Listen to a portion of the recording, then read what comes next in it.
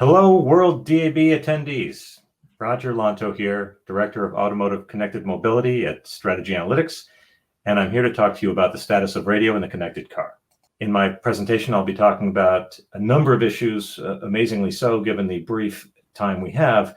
I'm going to talk about the state of automotive connectivity, the battle over user experiences and interfaces, the impact and onset of Android, Google, and Apple, Amazon, and others, the emerging role of digital assistants, the role of driver monitoring, the potential for audience measurement, the car as a browser, and Strategy Analytics' latest listening research from around the world. So first and foremost, in the year 2020, for the first time, more than half of all cars manufactured in the world will come with a built-in modem, which will enable, of course, streaming content. You won't have to connect your smartphone in your car. You will be able to get access to streaming content via the built-in connection in the car. And you can see where that's headed in the future.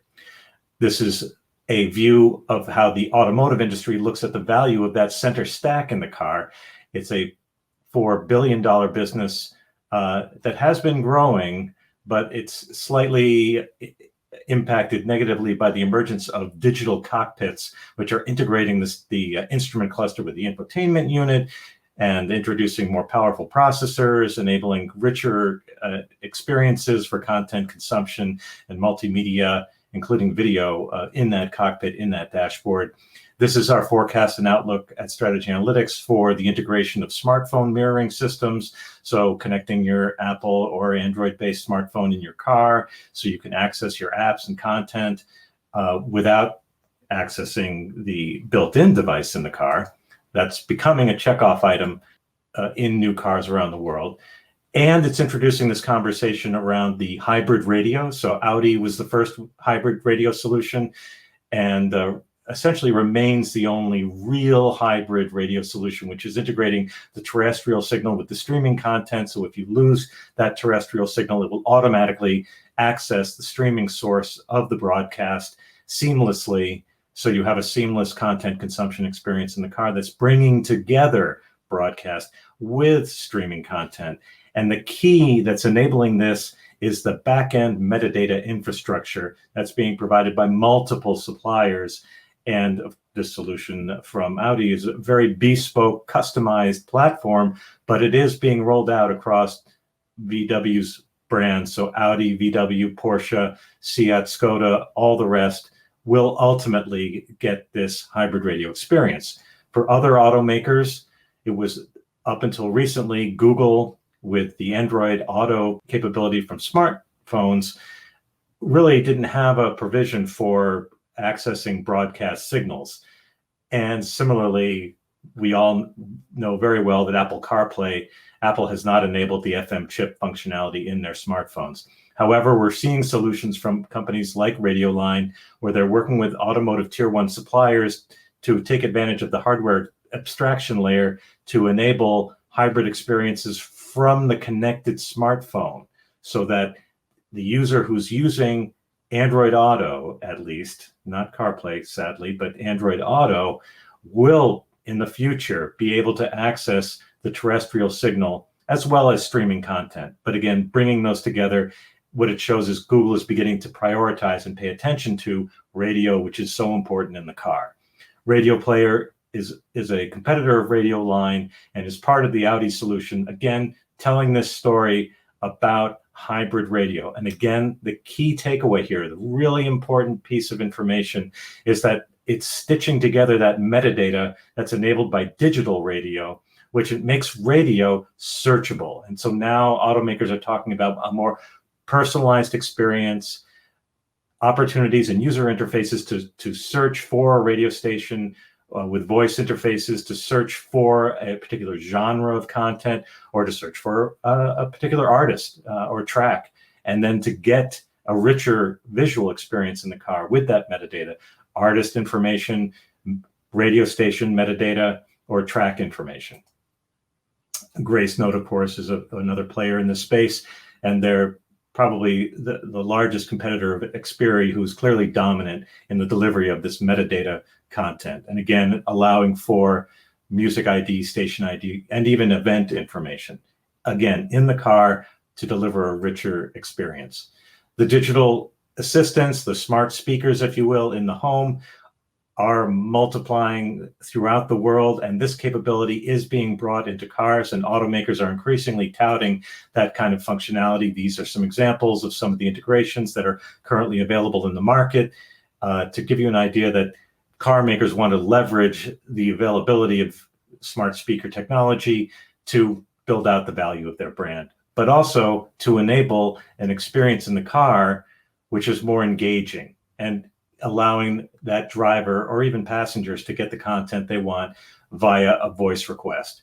Additionally, this is a little bit of unique information and insight, but to achieve 5-star safety ratings around the world, which are also a very high priority for automakers, driver monitors are being required to make sure that drivers are paying attention when they're using safety systems in the car, that they're not distracted, that they're not drowsy. But of course, this is introducing the ability to add a credentialing layer to the system to identify the driver, and then to integrate all of their social graph, all of their personal preferences, contacts, information, maybe email, etc., on these social platforms. And this is Strategy Analytics forecast for the adoption of driver monitoring systems.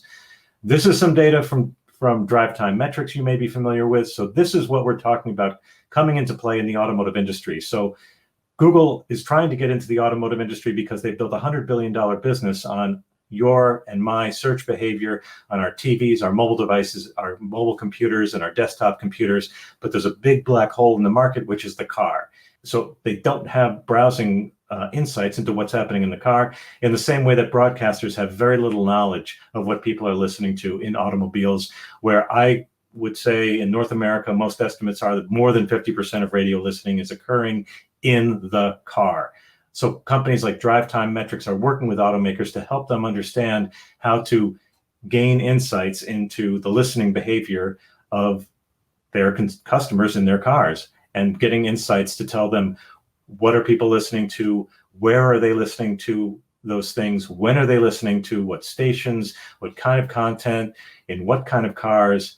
This is a very powerful value proposition that can potentially transform the broadcast industry if we can get at these insights. So this effort is just beginning today, but I expect further progress to come soon. It probably will start with individual automakers trying to understand their own audience behavior, their own consumer behavior in the car, but ultimately the industry is seeking a projectable sample for entire marketplaces across vehicle brands. This will take some time to evolve, but ultimately, if we can get there, it will give us this amazing tool to understand not only consumer intent, but attribution, the holy grail of advertising. Can we connect consumer behavior to advertising activity that's taking place in that car, where the listener is literally seatbelted in to that content engagement experience? Now, Google Android operating system is coming into cars, and it's coming into the infotainment system, and it's entering with the market through these mass market brands that you can see here.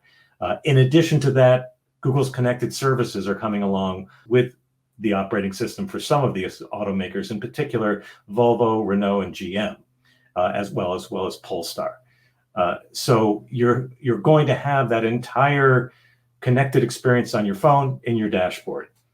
And now I don't really have time to delve into the consumer insights we have here, but I'm including them in the presentation for you to review. What you will see across all of these regions of the world is an increasingly fragmented content consumption environment in the car, and how it's evolving over time, and how preferences vary by region, but there's a consistent shift to streaming, to digital sources, which is why we're having this digital radio conversation, because digital is the way that the broadcast industry is going to compete and maintain an even playing field with streaming sources, because of that ability to have that metadata and make that content searchable and accessible via those digital assistants. Again, I apologize, I don't have time to get into the detail here, but you will have these slides if you are attending this event. And I'm perfectly happy to answer any questions you may have. So infotainment systems in cars are big business for the automakers. Google wants a piece of the action. Connectivity is all about customer retention, but increasingly it's about understanding customer behavior and pleasing customers in that cabin. Radio plays an essential role and remains dominant, but is at risk. There's a fragmented content consumption experience in the car. We are on the cusp of realizing a new audience measurement experience.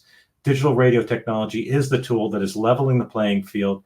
New content, new user experiences, more content, and the potential for audience measurement and attribution from content consumption in the car. Thank you very much for your attention.